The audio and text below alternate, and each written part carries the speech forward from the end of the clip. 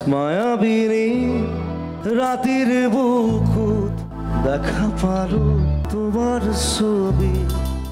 ২ মাস আগে চলে গেছেন পৃথিবী ছেড়ে, তবে তার সৃষ্টির আলো এখনো উজ্জ্বল। ভারতের জনপ্রিয় গায়ক সুরকার জুবিন গার্গকে জন্মদিনে শ্রদ্ধার সাথে স্মরণ করলেন লাখো ভক্ত।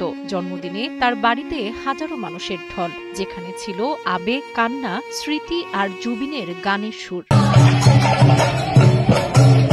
ভোর থেকেই কাহিলীপাড়ায় ভক্তদের ঢল, কেউ হাতে কেক, কেউ ফুল আর কারো চোখে অশ্রু। প্রিয় শিল্পী না থাকলেও তার জন্মদিন পালনে নেই কোনো কমতি।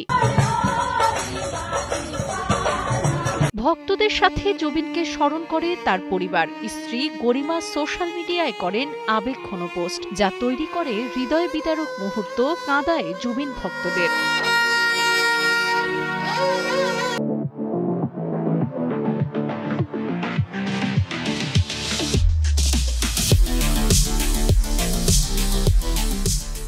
জন্মদিনের সবচেয়ে আবেগঘন মুহূর্ত জুবিনের প্রিয় বকুল গাছের নিচে স্থাপিত তার ভাস্কর্যের উন্মোচন। পরিবার জানায়, এই জায়গাটি ছিল তার সবচেয়ে প্রিয় জায়গা। এখানে বসে তিনি সুর করতেন, লিখতেন আর ভাবতেন। ভক্তরা বলেন, এই ভাস্কর্যের সামনে দাঁড়ালে মনে হবে জুবিন যেন এখানেই আছেন।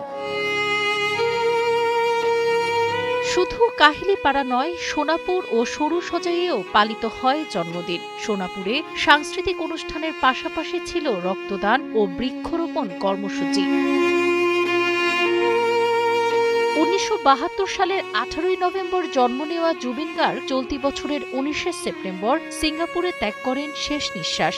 বেঁচে থাকলে তিনি পা রাখতেন ৫৪তে। ৩৩ বছরের কর্মজীবনে জুবিন গেয়েছেন ৪০টিরও বেশি ভাষায় গান। কীর্তিমানের মৃত্যু নাই। জুবিন গার্গ যেন তারই উদাহরণ। সাবরিনা কাজী, কালের কণ্ঠ।